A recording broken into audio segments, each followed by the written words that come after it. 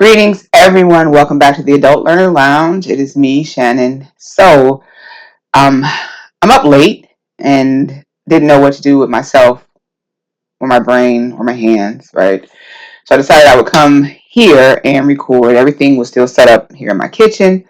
So I'm like, yeah, might as well get a video in, get a recording in before I try to figure out how to get to sleep. So anyway, hi, welcome back to the Adult Learning Lounge. For those of you who are maybe just tuning in for the first time, my name is Shannon, and I am all about helping adults on their learning or educational journeys, whichever you may prefer to call it. But everything we're doing here is to help those adults who are looking just to enrich their lives, expand their horizons, change their perspectives, right, through the transformative power of learning and education. All right, so it doesn't matter, like I said, what type. I'm just a stickler for all of it, right? Meaning, it doesn't matter if you're looking to go down a academic route with maybe college or university, or if you may be looking to do something else, like something what they call now career and technical. It used to be called trades or vocational. Some people still call it that, but the new fancy language for it now is career and technical education, or CTE. So it doesn't matter, right? Or maybe you are someone just looking to learn some new things all on your own, right? You don't need any other type of involvement, nothing formal, right? That's fine too. Whatever you need, I'm here to help, okay? So welcome to the Adult Learner Lounge. And for those of you who may be returning, hey, right, hey friend, hey, welcome back. I'm glad you're here. So at the beginning of every video, I try to slide in what we are. Oh, let me stop. I try to slide in what I am drinking here at the Adult Learner Lounge and what we are all listening to at the Adult Learner Lounge, right? So today I am drinking a tall, frosty glass of Leinenkugel Summer Shandy, right? Last year is when I read that they actually, made Summer Shandy a year-round offering, right? Because I think, like, literally before you could only get it in the summertime, then it would go, it would go away. Like, a friend of mine introduced me to it several years ago, right? And I was like, this is so good. And then when I went to go get it, I guess past the season, the gentleman who worked at the liquor store I went to was just it was almost like what are you, like, daft or something? Like, you do know that that's like seasonal. And I'm like, it's beer. Like, what the hell, beer? What do you mean beer is seasonal? It's flipping beer, man. Just give me the damn beer. And he's like, no, lady, I'm sorry, I can't give it to you. We don't have it. I'm like, shit. So now Summer Shandy is apparently, per Leinenkugel themselves, is a year-round offering. So I'm excited about that. So I will be sipping on a tall frosty Summer Shandy.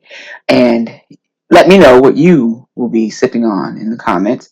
And as far as what we're listening to, we are listening to Scar Tissue by the Red Hot Chili Peppers. Great song. I'm a Chili Peppers fan for sure. Okay. All right. So now that we've got that out of the way, today we are talking about reasons, right? Reasons. I'm going to look at 7 reasons why adults make a decision to return to college, right? Be that college or university, right? And at the end of the 7 reasons, I will throw in a few others that I have encountered through my 16 plus years of working in higher education exclusively with adult learners, right? I've heard quite a bit. All of the reasons that I'm going to share with you come from blog posts from Post University, right?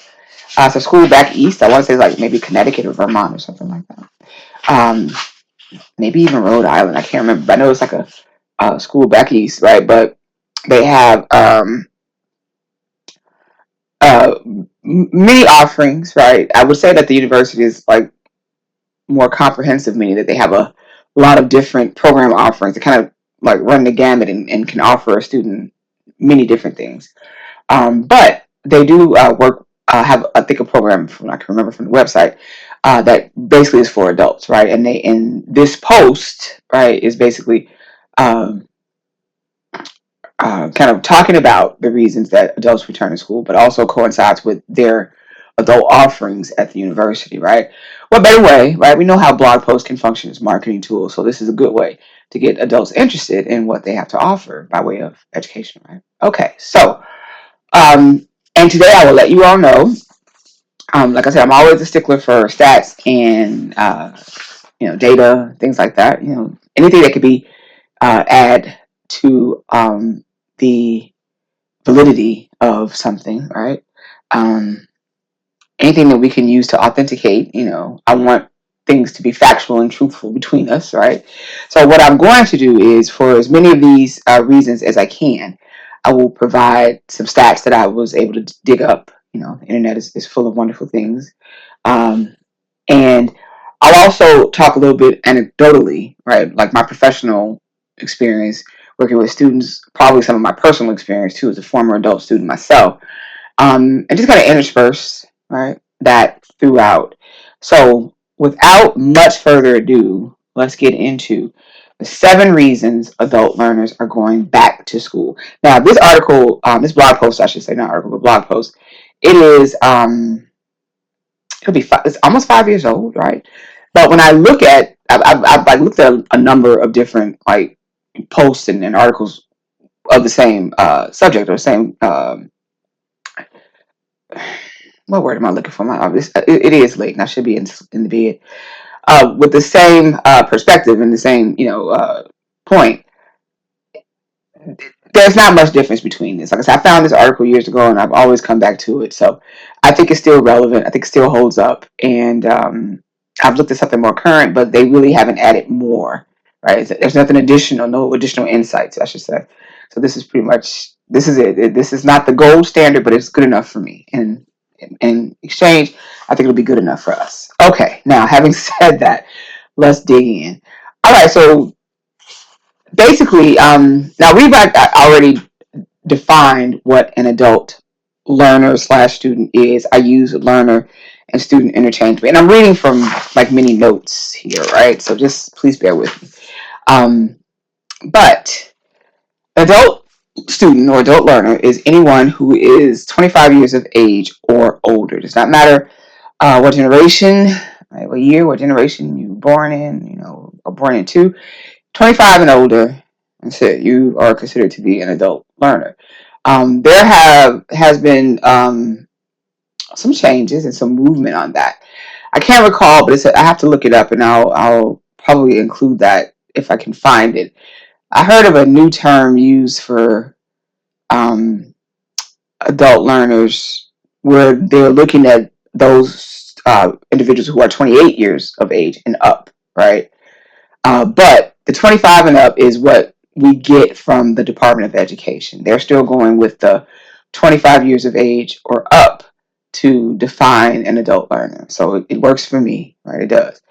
All right, so let's start off with some hot statistics, right? So this comes from the National Center for Education Statistics, NCES. NCES, for many, many years, right? That is and was our go-to source for any type of educational data. And NCES, I talk about education being this huge tent, but NCES understands that. So the data that they usually collect is across like every facet of education that you can think of. It's all it's preschool, it's elementary school, it is secondary or high school, it is post-secondary, meaning college, university, it is trade slash vocational slash career and technical, meaning trade schools or tech schools and things like that. So it looks at everything, all different types of students across the spectrum of education. So NCES has all of that information. If you ever wanted to find out something about, like how many third graders are studying in the United States at the moment, you can go to the NCES website and find out. Okay, so it is a wealth of information. Now I know in our present climate, I'm shooting this video in our present climate and present administration, you may or may not have access to the data like you did before. Okay. But again, right, it is definitely um, a very, very expansive and extensive data set when it comes to the NCES. All right, so having said that, in fall of 2022, approximately 2.9 million students over the age of 25 were enrolled in undergraduate degree programs in the United States. 2.9%. These students, often referred to as adult learners, accounted for 23% of the 12.8 million enrolled students pursuing an undergraduate degree during that period. Now, there's a couple of key words in there, right? Adult learners being one of them. Enrolled students, right? Meaning that they are actively enrolled in a program, right? Also, one of those keywords is undergraduate, right? An undergraduate degree program. So that's that statistic of the 23%, right? Right. That's a quarter of all those students, that 12.8 million students. Now, that's just factoring in the undergrad students, right? Now, if you look at adult learners across, all levels, meaning graduate programs as well, that number goes up to about 38%, right? So that means that, which is considerable, right? Almost 40% of students, of all students in the United States at any given moment, would be adult learners, 25 and older. Okay, so keep that in mind, right? All right. And just kind of break that down a little bit, like, something a little bit more granular. Um, as far as part-time enrollment, the majority of adults who are enrolled part-time. 64% of older learners were enrolled in a part-time program. So yes, you could be in an undergraduate program, but more likely, if you are an adult learner, you would be going part-time. Okay. Um, and so, yeah, right. What I've always understood and what we've always, been told through data, through research from the experts and the powers that be, is that the one group of students who will ultimately, whose numbers will increase over the years, would typically be adult learners, right?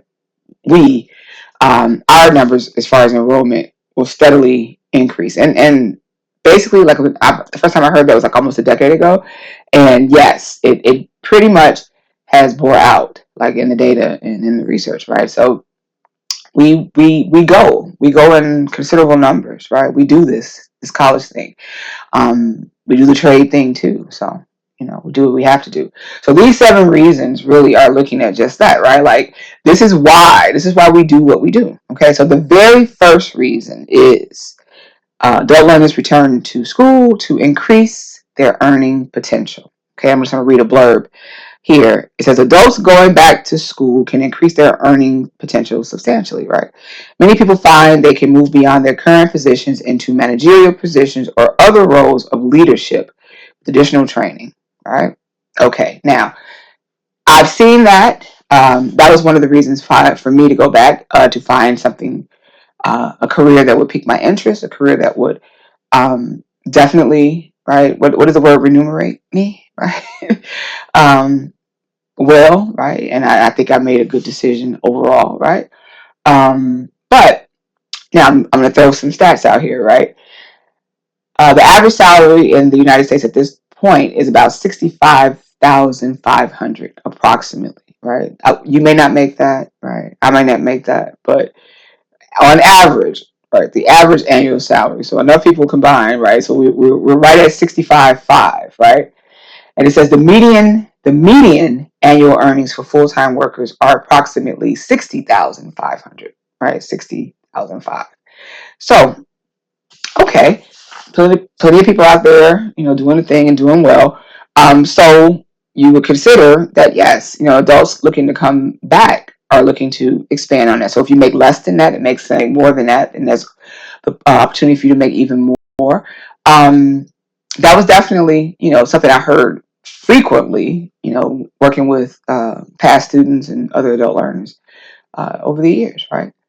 They're there because there's a position that probably will open up, in a couple of years, in a year, 6 months or whatever, and they want to be best positioned, right, in the best position to get the position, to get that new role or that new title or get that increase.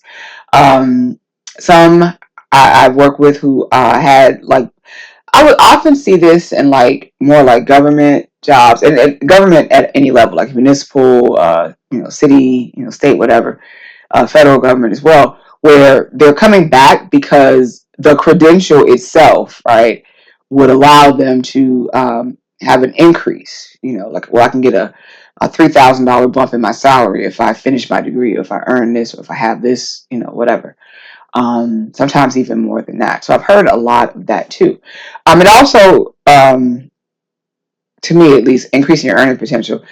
That's like, yeah, it's like, duh, right? It's like, okay, that makes absolute sense when you think about it, because it does, right? So increase your earning potential, right? Now, and just as a side note, as I read these to you, these are not in any type of particular order, right? So it's not like ranked or anything like that. But this was the first that they led with, and I think this is probably the most important from my experience as well. Okay.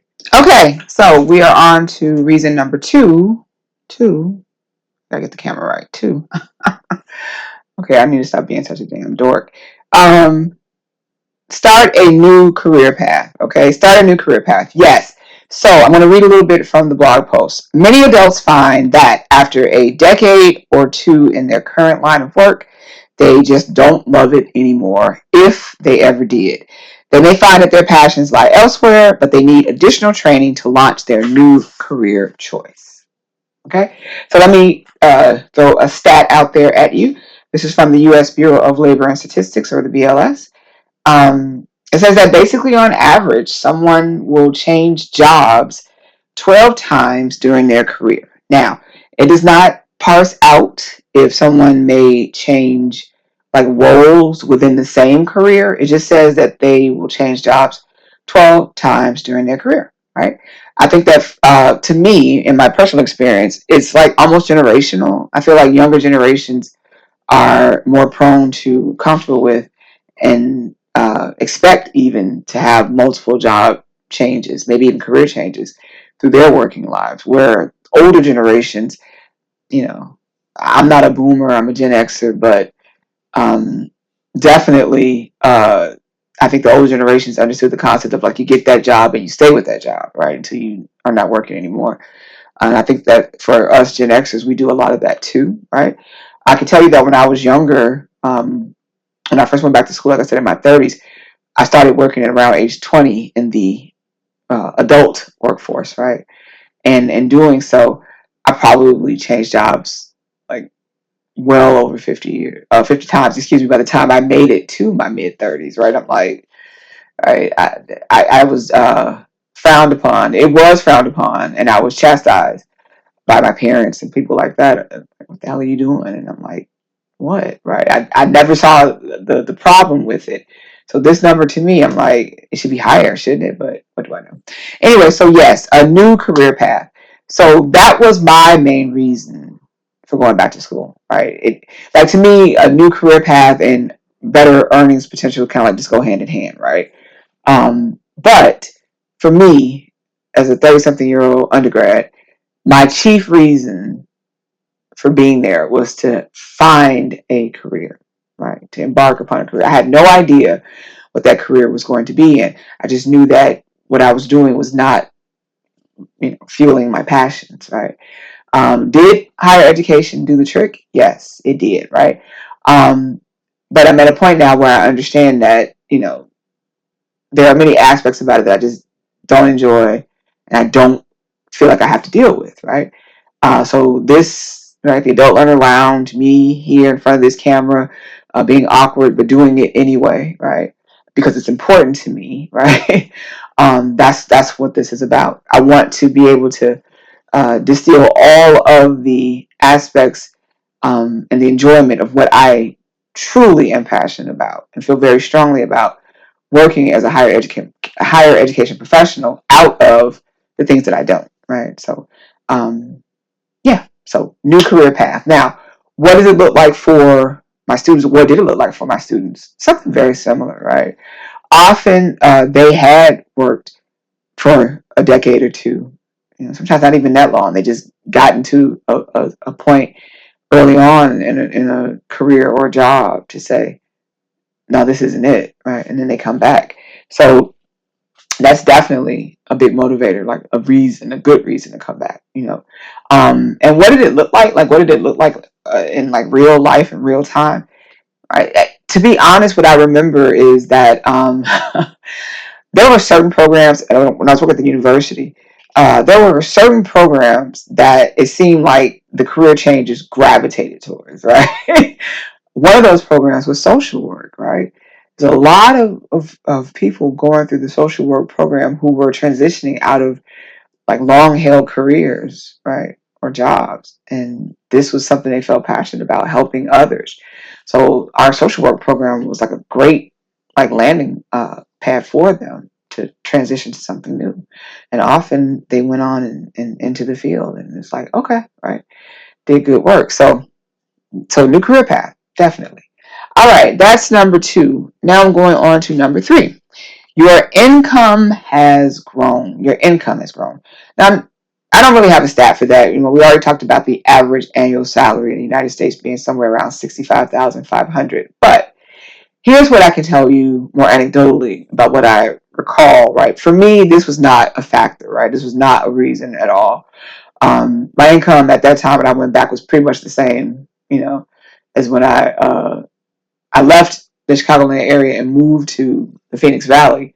But my income was pretty much about the same, right? I landed in a really good job, which was basically like a higher income for the area, right? But it was my average income back in the Chicagoland area. So, go figure. I'll do the math. Anyway, long story short, what income has grown kind of looks like from what I, have experienced and observed. Two things, right? One is that, yes, right, the older we get, you know, historically, the more money we make, right? So people were better positioned. So if the only reason that you did not go to school when you were young and right out of high school is because of money, right? Uh, they didn't really have like, financial aid in our present state. Maybe you didn't qualify for scholarships. Your parents couldn't afford it, whatever, right? So you didn't go because you could not afford it. But now that you're older, making, a lot more money, yes, now you can afford it, and you can afford to pay for your own tuition. So I've seen that. I definitely have enough times. But I think another, like, that's a caveat to that, is that I also have observed much more frequently that the older we get, the longer time we have on our jobs, and these jobs that we do have, or these careers that we have, you get better benefits, right? So a lot of students were there because tuition reimbursement, right? The job was paying for it, in some way.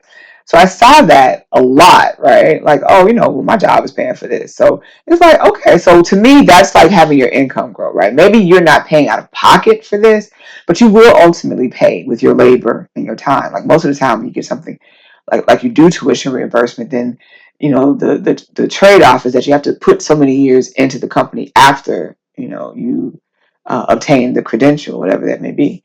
So it's like, okay, so it definitely is a trade-off. Nothing is free, right? So I've seen that a lot. And something similar to that is veteran or even active military, right? I've worked with active military students, and I've definitely worked with a lot more veterans. But a lot of them were there taking advantage of their benefits, right? Either the GI Bill or the post 9/11 GI Bill, right? And they were, getting their programs paid for, their classes and everything. So yes, the older that we get, again, your income grows, and that's a great reason to return to school. You could better afford it, right? All right, that's reason number 3. Now I'm going to go on to reason number 4. You didn't go to school when you were younger, all right? I'm going to read a blurb from the Post. It says, not everyone graduates from high school and immediately heads to college, right? Sometimes older learners are not adults returning to college, but rather adults starting college for the first time. Yes, yes, yes, yes. A lot of students that I work with were first-time college students, right? And now to me, this reason you didn't go to school when you were younger, to me, it encompasses many different scenarios, right? This is just one, right? For whatever reason, you didn't go right out of high school. I do have a stat here for that, right? Again, this is coming from NCES. On average, yearly, on average, anywhere from 35 to 40% of recent high school graduates do not go to college or trade school, right? Um, so that number is between 35 and 40%, which again to me is pretty significant, right? I know the old adage is that college is not for everyone. Well, college isn't for everyone, and it's like, or everyone's not cut out for college. Do I believe that? No, I don't. I can't even lie. I don't, right? But I understand it, right? And it kind of like goes into some of the reasons that I have that was shared with me, right? So this reason does not apply to me. I did go to college right out of high school. It just didn't work out. But the reasons for this, like why didn't someone go to college, right? Like I said, I've heard so many different scenarios, different takes on this. I've heard some students have told me, like, well, I fell in love with my husband or wife, right out of high school. Or, we were high school sweethearts, and we got married right out of high school, right out of high school, and we started our family. And he went to work, and I stayed home with the kids, or I went to work and he worked too, or he stayed home, or whatever, right? So bottom line is, like, we kind of like entered adulthood, right out of high school, and had an opportunity.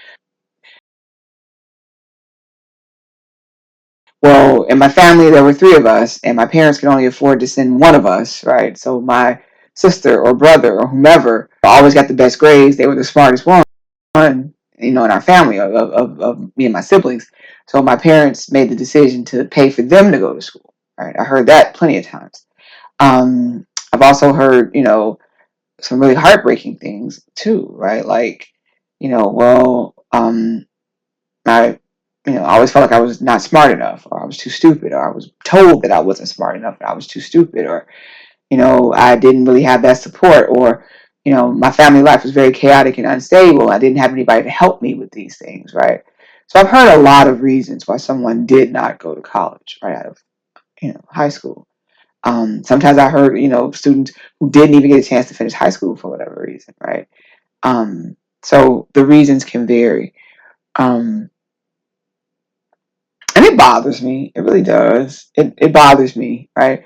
Because especially when students would tell me, like, I just never felt like I was smart enough. And I'm like, what does that even mean, right? You weren't smart enough, right? I know what they think it means, but I'm just like, it just hurts me and burns me up inside when I heard that. Okay, so I'm on to reason number 5, which is you need to finish your degree. You need to finish your degree. All right. Now for this one, I have a gaggle of stats, right? And I'm going to start with those. I'm going to lead with those, okay? The first is this, and this is from NCES again, right? It is estimated that roughly 32.9% of undergraduate students in the United States drop out each year, right? So every year, people start a program, an undergraduate program somewhere, part-time, full-time, it doesn't matter. But on average, right, every year, 32.9% of those students will drop out, or stop out is what we also call it. You stop out as well, okay? Um, Again, right, it's something that has, plagued higher ed for years. Like, how do you keep students engaged? How do you keep them, in school? And it's not even just a question. Let me clarify. It's not even just a question of engagement, right? So I'm going to read a little bit from the post. It says, though college completion rates are up, and overall they are, as many as 6 out of 10 students who start a college degree program will not finish. Right? They won't have the degree in 6 years. And it could be an issue of cost, right? Sometimes, as we already know, right, tuition costs can be scary, and they could be prohibitive to someone even going to school in the first place, but someone even finishing, right, as well. And there's a host of other reasons, right? It could be engagement. It could be difficulty, with programs and things like that. So there are many reasons why someone stops out or drops out, right? But there is still that need to finish the degree. So I have more stats, okay? Um, so here it says that in 2024, right, this was just last year, 40.4% of civilian workers were required to have a credential, right? Were required to. So in order for you to have your job, it was required for you to have some type of a credential. And that could be a associate's, a bachelor's, a grad degree, certifications, licensing. You had to have some type of a credential is what they're saying, right? And licensing would typically fall, and certification can fall on the trade slash vocational slash CTE side as well. You have to be a licensed this or certified that, right? So 40% of all civilian workers were required to have some type of credential in their position, right? And another statistic from the Georgetown University Center on Education. Now that previous statistic, the 40.4% of civilian workers, came from the BLS, the Bureau of Labor Statistics. Now, Georgetown University has a Center on Education and the Workforce, or the CEW. They are projecting that by 2031, 72% of all jobs in the United States will require some form of post-secondary education or training. Now remember, post-secondary is any type of education or training that you receive after high school. So that again includes college, university, vocational trade, and CTE. Right? All of that is post-secondary. Right? So again, that could be a degree, it could be a license, it could be a certification, but some type of credential, post-secondary education or training will be required. Okay? Now, what does this really mean? Why am I saying all this? Why am I throwing these stats out there at you, right? There are definitely for a good reason. Oh, here's another stat I want to throw out there, right? As of 2022, approximately 37.7% of adults aged 25 and older had a bachelor's degree or higher. So when they said that completion rates were increasing, yes, right, this number has been creeping up steadily over the years. So almost 40% of adults 25 and older has a bachelor's degree or higher, which is great, right? Which is great. Now, how does that all correlate and tie into the need to finish your degree? I'll tell you how, okay? It can look a variety of ways, right? But one of the ways that I've seen it mainly, and this has been in my professional experience and observation, is that someone is coming back to earn that degree or that credential because their job and by default their livelihood is in jeopardy. How? Because they're being required to have that credential, right? So many times I've talked to an adult student and they're telling me, about themselves, and I'm, finding out more and I'm asking questions. I'm like, so, you're here, like, what brings you here, right? And I'll hear a same or very similar story. Well, I've been on my job for X number of years and I've kind of like maxed out on the pay band or the pay scale. They're paying me, as much as they can without me having a degree or a credential. So I was told by whomever that I have X amount of time to go back and earn my degree. And if I don't, right, then I might be demoted. Or if I don't, then my position may be phased out. Or if I don't, then I just may be let go, right? Because the justification from HR is we can find someone with more credentials, right, and better credentials, right, a college degree, certification, whatever, and pay them less money, right, less money. That's pretty much it, right? So I've heard this from countless times, right? I'm only here because my job is on the line, or my company is asking me to do this because, right? And I'm like, okay, all right. So that puts a lot. Now it's already a lot of pressure to begin with, right? But in my mind, I always thought to myself, like, that's kind of like fucked up, because I'm like, you're about to go through it being an adult learner anyway. But then there's that extra added pressure or burden of having to like stick the landing. Otherwise, you may lose your livelihood, right? So that for me has been like the main reason why someone has to finish a degree. Um, the other reason I've heard a lot too was, again, it kind of like ties into earnings potential, career path, a new career path and things like that. You can see, the prize ahead of you. Maybe it is a management position, or maybe it's, something else, a different career, or, something along those lines. And you recognize, like, you know what, I'm not really going to be able to get a lot of traction without the credential. So I have to get this done, right? I've had a lot of students come back for that reason as well. Um, I remember, what was this, last year? Last year, I'm a news junkie. I think I already mentioned this, and if I didn't, I'll say it again. I am a news junkie, right? I'm listening to the news. I watch the news. I read the news, right? Right. I haven't been doing much of that lately, but historically, I've been a news junkie from way back in the day, right? I remember now, when I said earlier about having to, tap on the shoulder and you need to do this to keep your job, and then also, like, I really want to get promoted. I saw that across all students, but I saw it a lot with those students who were like law enforcement, fire, like first responders, that sort of thing, right? What it looked like is that, maybe you are a sergeant, you've been a sergeant for 10 years, and you can see lieutenant, you can see captain on the horizon. Sometimes you can even see chief, right? Depending on your department. But the further up you go, credentials are required, right? You can go as far as you can without a college degree, right? Maybe some college, some college credits or some hours, but not a credential. So a lot of times they're coming back because they know that promotion is theirs, right? It is theirs. They just have to get that credential or that degree. So they're coming back. Last year, I remember there was a story out about, I will find it, I will link to it. If I can find it, I will. Um, there was a department, I want to say it was in California, right? Where the department was unfortunately being investigated because a number of the officers who had gotten these promotions, they all like paid someone to go to school for them online. If I'm Now that's a thing. We'll talk about that in the upcoming video, but that is a thing, right? But yes, they paid for someone to go to school for them. And this person, there was like one person who did this for a number of them, right? I cannot recall how it all came out. I will search for that article and I will link to it. As soon as I saw it, though, I'm just like, oh wow, right? Because that pressure, right? The pressure is on, right? You know that you want to go get ahead, you want to move further.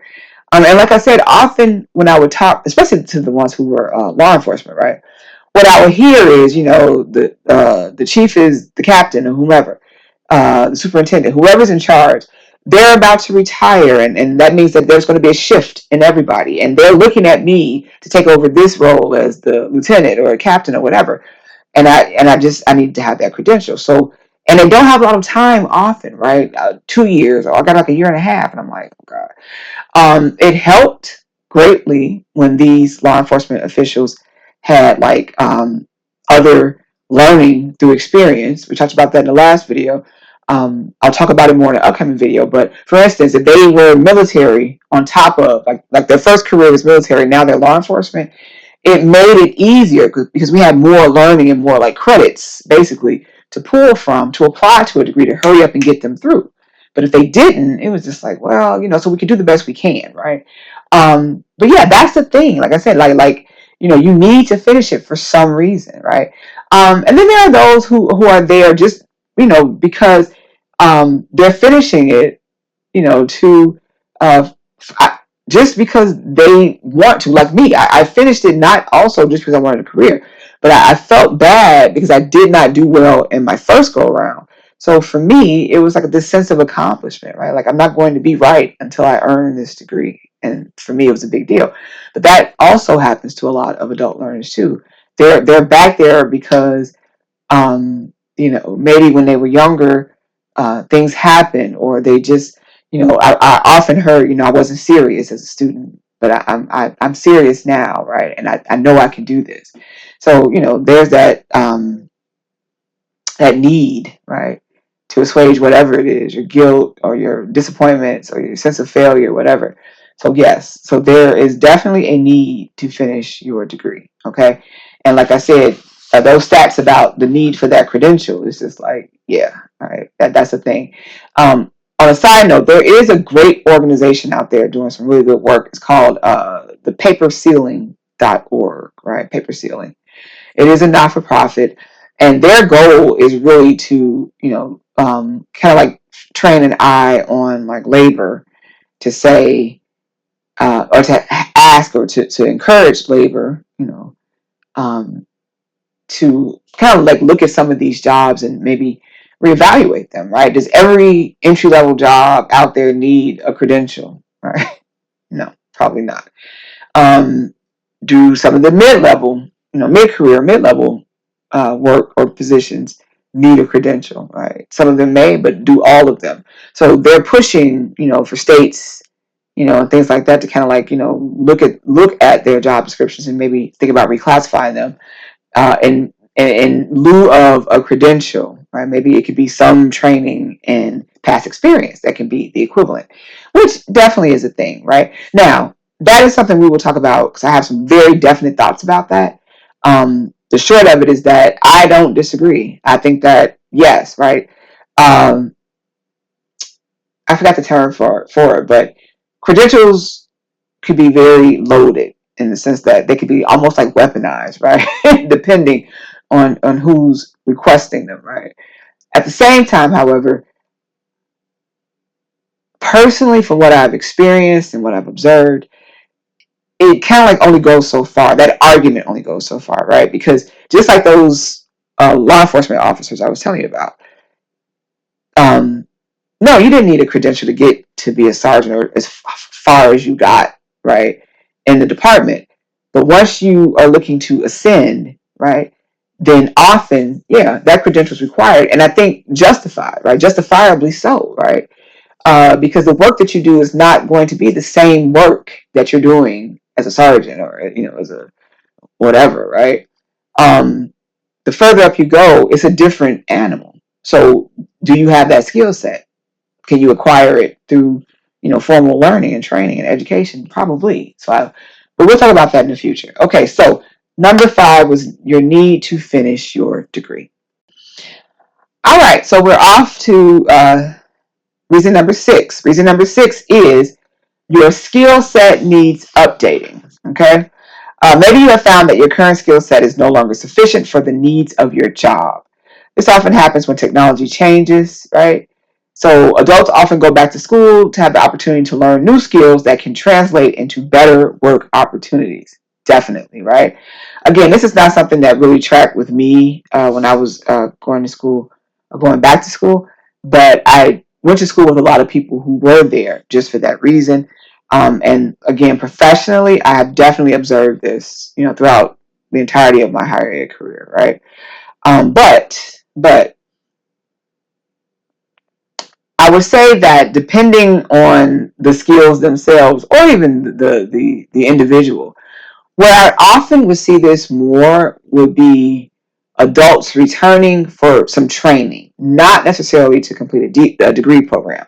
Yes, there were more than enough students who came back to earn a degree, right? That was their credential, was a college degree, right? But often, no, you may have been coming to complete some courses or some training for a certification, right? So if you're dusting up your skills, or you're trying to acquire new skills, you don't have to do like the full court press of, well, I'm going to enroll in a program, right? I've even talked to students where I'm just like, if you don't really want to be in this program, why are you in this program? Well, I needed to this, that, and the third. And I'm like, why don't you just take, they've got, courses, or you can get a certificate over it at the, it can be different for every school, but typically, like at a 2-year college, right, a community college, it may be like the adult continuation, community education. At universities, you may hear it called the School of Extended Learning or Extended Learning, right? So those are just a few names that are used to describe that department. And basically, it's just like an extension of, formal learning, right? Usually they offer, and if you've seen, like a college or university catalog, and they talk about the things that particular department offers, it usually is like some type of cultural enrichment, like the arts, like music and theater and things like that. And then a lot of like workforce training, right?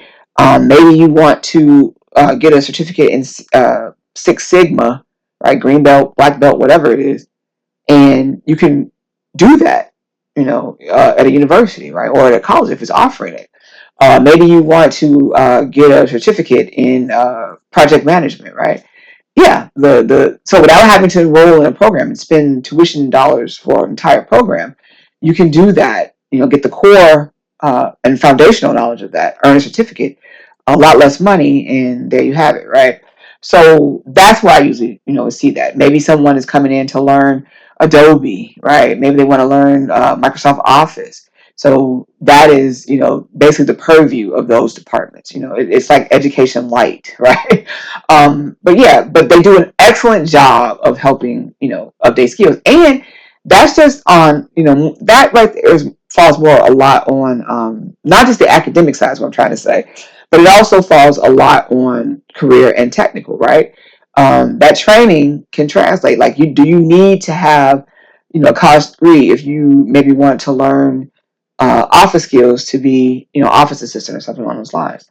No, right? Maybe you want to come in and do I remember one of the programs that the university I used to work at offered was it was training on how to do the um, like to become a house inspector. I can't remember exactly what it was called, but you know how like when you appraiser, duh, they they had a training to be an appraiser, right? So you know how you buy a house and need to get the official appraisal, and you call. So our school of extended learning was offering training in that. It was like a few $1,000s, a couple $1,000s, whatever it was. But when you got through, you got your certificate, and then you can work as a licensed or a certified appraiser, right? So definitely, like I said, it was some earlier. I know I made that comment. Like there are people out there who, like college is not for everyone, or I'm not college material. But what I truly believe in the very like depths of my soul and every fiber of my being is that college, universities, they have something for everyone, for every single one of us, right? I believe that. You just kind of have to know what you're looking for, right? Tell us what you need. We can tell you, how we can help, right? I believe that. So your skill set needs updating. All right. That's reason number 6. All right. And I don't have a stat for that. I didn't think it was like it warranted a statistic, basically. But so I'm going on to reason number 7, which is you're thinking of becoming an entrepreneur. All right. You want to get your entrepreneur on, your entrepreneurial hat on, right? You're ready to put your little, open up your shingles and put your little sandwich board out, and you're open for business, right? That's me, right? That's not the reason why I went back to school, but right now in my life, that's me, right? I am definitely embarking on entrepreneurship in earnest this time, right? But many people go back to school for that reason, right? So I'm going to read a blurb from our post first, okay? If I can find it. Here, it says, after many years of working in your business, perhaps you have discovered that you truly love it and want to branch out on your own. Starting your own business can be rewarding and lucrative, but do you know what it takes to run a successful company? All right, so as an adult, you come back and you are learning and earning, right, in order for you to embark on entrepreneurship. Definitely. Like I said, a lot of the students who I recall over the years who were there to become entrepreneurs, they were like forces unto nature, right? Just they were like dynamos, right? They could do so much. They knew so much already, right? Um, there were a number of them who already had successful businesses, but felt that that credential could take their business to the next level. Right? They were already entrepreneurs, but it's like, nah, I really need this credential. I had a gentleman who had like a small chain of repair shops here in the area, right? and he had been doing great for years. And when he came back, like when he first presented to me, and I'm like, he was telling me about. I'm like, so, like, why are you here? Like, I'm thinking to myself, like, you already figured that the hard part out. Why are you back here in school? And he told me, he said, for him, there were a number of instances where he would have like meetings and things like that, and he felt like the polish, right, of that degree, like if he had deeper knowledge of certain things and certain aspects of certain things, that it would have improved his opportunities and his chances, right? So he was looking to level up, right? And when he told me that, I'm like, that's because I never thought of it that way, really, until he said that. And I'm like, I guess that makes absolute sense when you say it. So he was back in, he was, for him, yeah, he had some college years ago, but he was back in school to finish it. He said because this time, like, to him, it was just like he wanted it for himself, but it also he knew it would help his business. So I did see a lot of that, or I saw that. I, Not as frequently, but I did see it, right, a few times.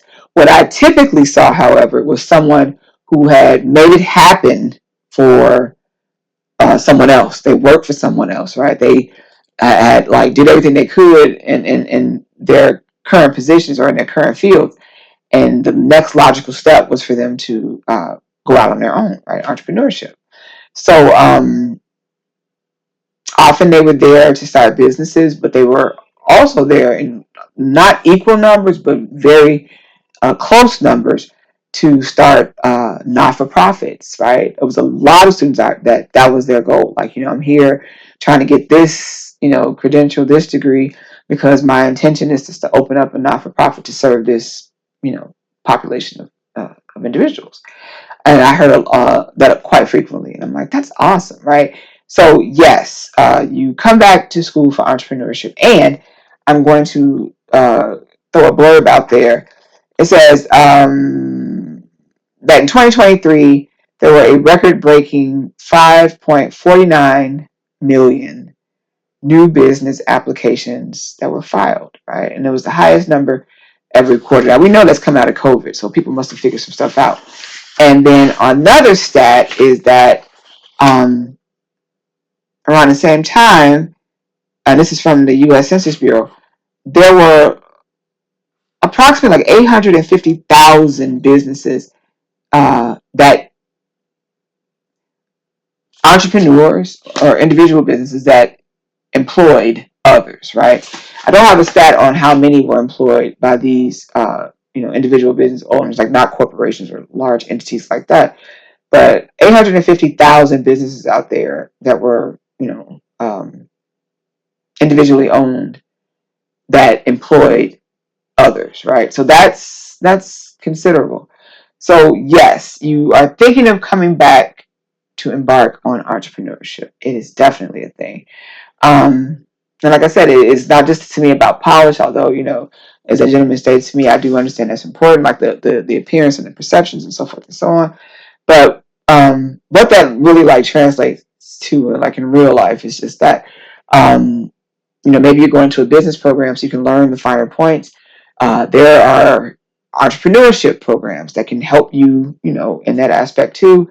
A lot. I told you all earlier about a lot of like career changes, like social work at the university I worked at previously. That was like a very popular program for people looking to change careers. But there were also a number of adults in the social work program who were looking to earn the credential to open up that social service agency or that not-for-profit as well. Right. So, all right.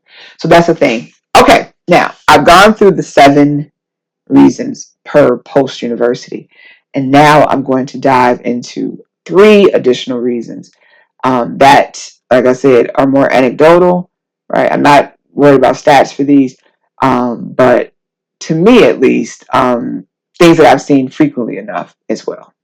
Okay, reason number 1, right, of these 3 additional reasons. The first one is edification, right? Edification is basically you wanting to learn for the sake of learning, right? Um, what I say about my own self is that do I have more formal learning in me? I do. right? Do I have another degree in me? I sure as hell do, right? Just not right now, right? But um, I already know that when I finally have the time and I'm able and I go back to school, this time for me, it'll be a degree in history, right? I loved history so much as an adult learner. Like it like changed my life because it also changed my worldview and perspective, right? It allowed me to see things completely different. History allowed me to make sense of my present, our present, my collective present. It also allowed me to clue in on the future, right? So the past is powerful, like the past is prologue, right? So so I know that there's that credential for me. I want a degree in history, right? And I'll get it, just not right now. So edification is that, right? You're learning for learning's sake. Maybe you're passionate about learning, right? And again, that's something that I did see in a lot of students. Like, well, what brings you, here? Why, oh, well, I've always, enjoyed this, or I've always enjoyed that, and I really want to know more about it. So I'm here to learn about these. I'm here to study up on this. I'm here to do this, and the third. Um, and often, like I said, those students, it doesn't even have to necessarily like equate to a credential, right? A lot of times they were there just taking classes again to learn something new, different, right? To expand knowledge and things like that. So edification is very powerful, and it's an excellent reason I think to come back. A minute ago, I mentioned about those departments in colleges and universities that do a lot of community-based learning, right? And often, you would see a lot of those students, those who just want to learn something for the sake of learning, they would gravitate towards those departments because a lot of what they offered, fit the bill, right? Um, so yes, so like, and at the university, like I said, I worked at. There was our School of Extended Learning. I worked at a community college also, and we had a like the community education department and program, right? And again, the offerings, were vast, right? It could have been like workshops where somebody would just come in on a weekend and maybe it was like a talk or something, or a seminar, or it could have been something more structured and formal, like a class, um, but definitely edification, right? Again, college has something for everybody, right? Just know what you're looking for. All right. The second reason that I encountered, right? Revenge. Revenge. Let me explain, right? Now we know the saying that revenge is a dish best served cold. Revenge also is a damn degree, right? Or a credential, right? Because I can count on my fingers and toes, and probably like 10 of you all's fingers and toes or more, the number of times I've heard like some version. This is like a composite conversation. Just hear me out. So you're here joining us, So what brings you here? What are you interested in? This is another. What do you want to learn? What do you hope to accomplish with this?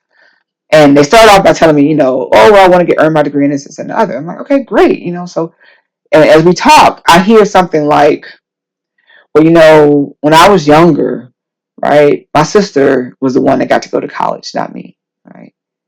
Oh, remember I said about you didn't go when you were younger, and sometimes the reasons vary.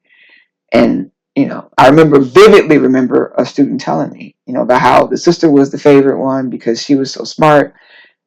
The student that I was talking to, my student, was a hard-working college student. She was a hard-working student, period, right? Meaning that it wasn't that she wasn't getting the grades, but it took her a little bit more effort to get what apparently her sister just could just like with ease just pull it right out of her brain, right? And so the parents made the choice to send the sister to college, and that did not jive with my student, right? So for decades, like, because now if I'm in my like late 30s, early 40s working with the student, she was well into her 50s, maybe almost 60. So she was, older than me. And she held on to that, right? Like, what she told me was that ultimately she, without college, ended up doing far better than the sister who was so smart and who the sister never finished college, and her life like kind of like it took a turn. She was doing okay, but the sister who did not get to go like that, like lit a fire in her. So she always was, she worked hard, and she had like a supervisor, directors. She worked for like the government, like the city or state. I can't remember. It's been some years. But I just remember that she had like a high profile position wherever she worked, right? But as she was telling me, you can look at her face, like it was very visceral. Like she was that bothered her, right? Decades when she held on to that, right? So for her, it was like petty revenge. Like she was, her sister was still there. One of her parents was still alive. So her goal was to earn this credential to show them after all these years that she, right? Because at the end of the day, it's like a value judgment, right? Like, okay, it's me and my sibling, and I understand my sibling it may, academically it's smarter, or maybe it just smart is a relative term. I hate that word sometimes, but maybe this academic thing is easier for her, right? It comes easier to her. But it's not like I'm chopped liver over here, right? I can do it too. So if you value us, you will figure out a way. And yeah, so that definitely, like, that wounded her. So she came back to show them. She's going to show them that, you know what, I had it all along. I heard so many variations of that, right? If it wasn't a parent, then it could have been a spouse, right? Oh, my husband told me, I need to get over that. Like, cause we got a family, I got some kids. Like, focus on what's important or prioritize. I've heard men say, I always wanted to go back, but my wife, was just like, no, we need to take care of this family, and basically didn't work with me to open up, a little bit of space for me to do this. Not understanding that if I can go back and do this, it'll help us all. I've heard so many variations, and to me, I'm just like, ooh, revenge, right? Of course, it's more nuanced, but at the core, yeah, like they are the flex on somebody, right? And in my mind, I'm thinking, okay, right, like come on, right? I'm with you on that, right? Because the more of us, and this is my philosophy, the more of us that can earn that credential, that can get that learning, the better, right? I've already said it, the better. Lift us all up, right? Help us all out. So I don't give a shit if it's like petty revenge, all right? But they can choke on that damn credential. Just make sure you get it, right? Just make sure you earn it. So revenge. Okay, and the last reason that I heard frequently enough was obligation, right? What is obligation, and what did it look like? It looked like an adult learner coming back because they promised their parent, grandparent, their favorite aunt who always made time for them, their children, their spouse. They promised someone, right, either with us or no longer with us, that they were going to do this. And it was important to them to deliver on, stand by their word, right? So I saw a lot of that, my mom always wanted me to go to school and was always hoping that, I would finish, and she's no longer with us. So I've decided, I'm going to do that now. I'm like, awesome, right? Very emotionally charged. I mean, to me, all of this is emotionally charged, but that one right there, definitely, like, it was like, okay, right? Um, Part of the reason why I wanted to go back was just that too. Right? I didn't promise anybody anything, but I know how important it was for my parents that I finished, or that I went to school and earned my degree. And so when I went back, yeah, I definitely had them in mind when I was doing that. Now, just recently, like I told you, I'm a news junkie. I read an article, and every, like, at least a few times a year, one of these will like come through my feed, wherever I'm catching the news from. There was a gentleman who, at 60, finished his college degree, and he had promised his mother, who is no longer with us, I believe, if I can remember correctly in the article, but he made a promise to her that he would do that. And at 60, he finally did, right? So that's pretty much what it looks like, right? Which, again, I think is a great reason, right? Right, a lot of times those adult learners made promises to themselves, right? I always said to myself that if I ever got the chance to do it, to go, or if I ever had the chance to go back, I was that time, or that the next time, I was going to get it right. I was going to finish this, and right. So obligation is a very powerful reason for adult learners to return to school. All right, everyone, that's all I have. Right. Um, here's what I want you to do. It's homework. I'm going to assign you some homework. Go into the comments and let me know, right? Now, if you're thinking about it, right? Let me know if any of the reasons that I shared with you here in this video, if that's one of the reasons why you are thinking of returning to school, or if you just, did return to school. What was the reason that got you there, right? Or reasons, right? So yeah, let me know in the comments. I would really appreciate learning more about that. Now, next week, right? Next week I am going to, just like I did with the 7 reasons, plus the 3 extra for adults going back to colleges or university. Next week, I'm going to look at 7 reasons why adults are either starting or returning to career and technical institutions, right? Trade schools, vocational schools, technical schools, the whole 9, right? So we are going to dig into that and talk about that next week. All right. In the meantime, I want you to take care. I appreciate you definitely stopping by, especially if you made it to the end of the video. I'm feeling a lot more confident about this, right? I will share this with this. I'm also on, a journey myself. I'm on this whole entrepreneurship journey, right? So it has a lot of parallels to my educational journey, right? I didn't know what the hell I was doing. Very much nervous, very much confused, very much trying to figure it out as I went along, reaching out to people who I knew could help me, who I thought could help me. I'm doing a lot of the same shit right now on my educational journey, right? But since I know what it took to be successful on the educational journey, I'm just picking that up and dropping it over here into this entrepreneurial journey, right? Because it's, some things are very similar. So do I feel like I ultimately will be successful without sounding like a humble brag or just overly confident? I do. I really do. Right.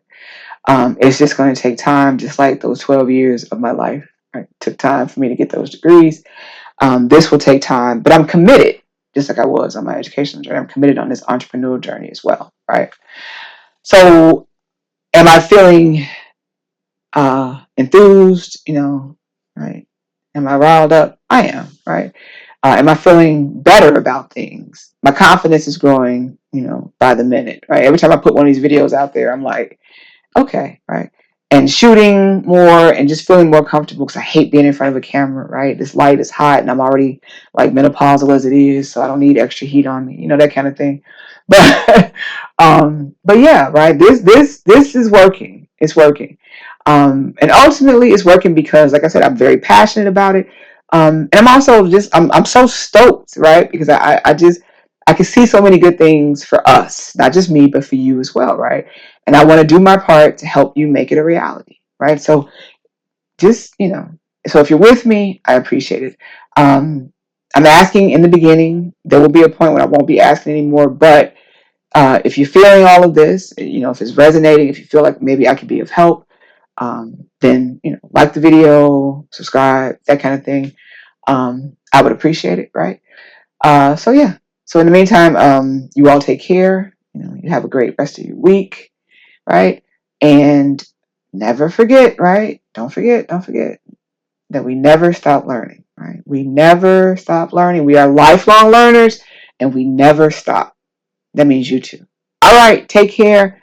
I'll see you next week. Bye.